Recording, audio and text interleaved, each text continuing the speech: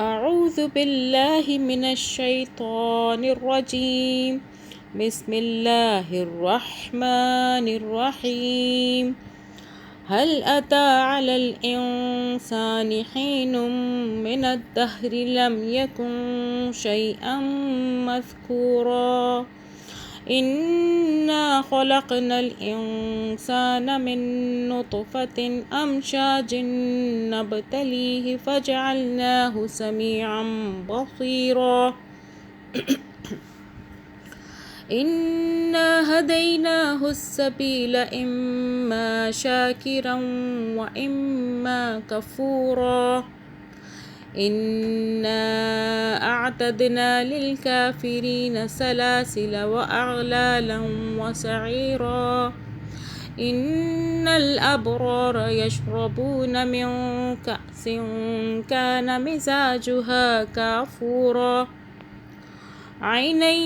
يشرب بها عباد الله يفجرونها تفجيرا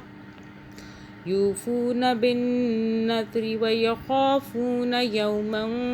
كان شره مستطيرا ويطعمون الطعام على حبه مسكينا ويتيما وأسيرا إنما نطعمكم لوجه الله لا نريد منكم جزاء ولا شكورا إنا نخاف من ربنا يوما عبوسا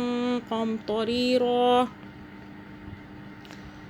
فوقاهم الله شر ذلك اليوم ولقاهم نضرة وسرورا وجزاهم بما صبروا جنة وحريرا متكئين فيها على الأرائك لا يرون فيها شمسا ولا زمهريرا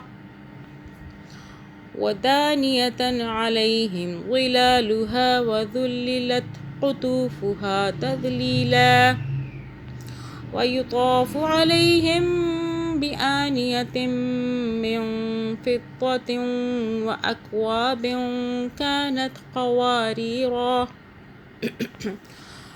قوارير من فضة قدروها تقديرا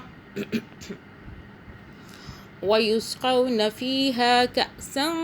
كان مزاجها زنجبيلا عينا فيها تسمى سلسبيلا ويطوف عليهم ولدان مخلدون إذا رأيتهم حسبتهم لؤلؤا منثورا إذا رأيتهم حسبتهم لؤلؤا منثورا وإذا رأيت ثم رأيت نعيما وملكا كبيرا عاليهم ثياب سندس خضر وإستبرق وحلوا أساور من فضة وسقاهم ربهم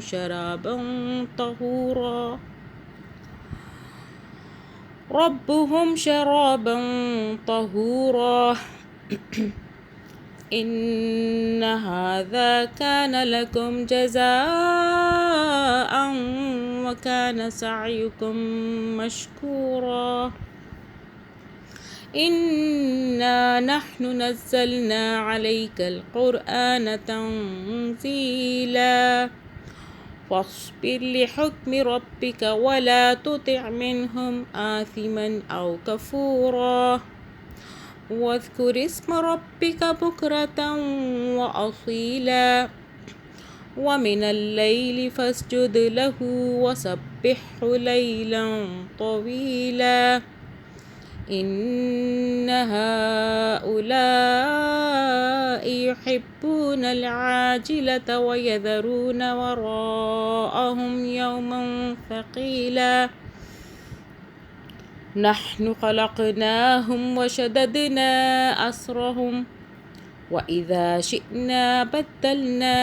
أمثالهم تبديلا إن هذه تذكرة فمن